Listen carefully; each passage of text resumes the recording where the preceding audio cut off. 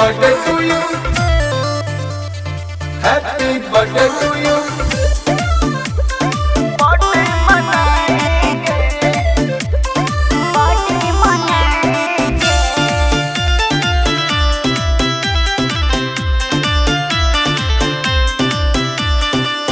नाच गाएंगे धूम मचाएंगे 15 नवंबर रात के झूमेंगे सब खुशी मनाएंगे विश करेंगे केक काट के। अजय आदित्य जी बोलिए हैप्पी बर्थडे टू यू।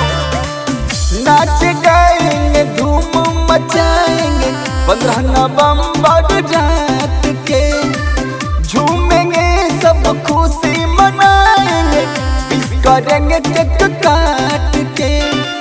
सुंदर सुंदर गीत लेकर के हम जाएंगे आज आराधा भांजी के भैया बर्थडे मनाएंगे। अपना राधा बेटी के आज हैप्पी बर्थडे मनाएंगे।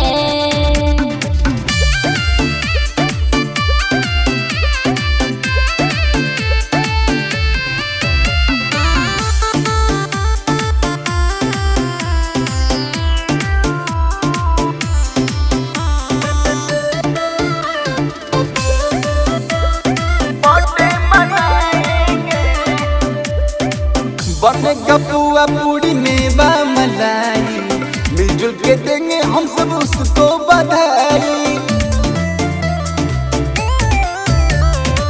बनेगा पुआ पूरी मेवा मलाई मिलजुल के देंगे सब उसको बधाई। रंग बिरंगे गुब्बारों से पूरा घर को सजाएंगे आज आराधा भांजी के भैया बर्थडे मनाएंगे।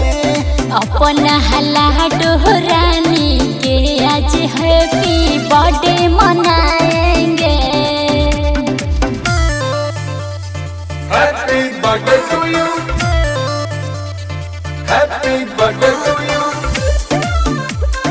बर्थडे मनाएंगे, बर्थडे मनाएंगे।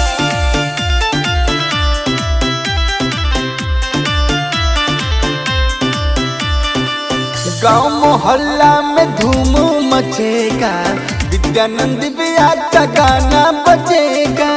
अरे फुल बेस में बजाओ भाई। हाँ हाँ गाँव मोहल्ला में धूम मचेगा विद्यानंदी ब्या का गाना बजेगा। जुगनू अकेला से बोल कर हम गीत लिखाएंगे आज आराधा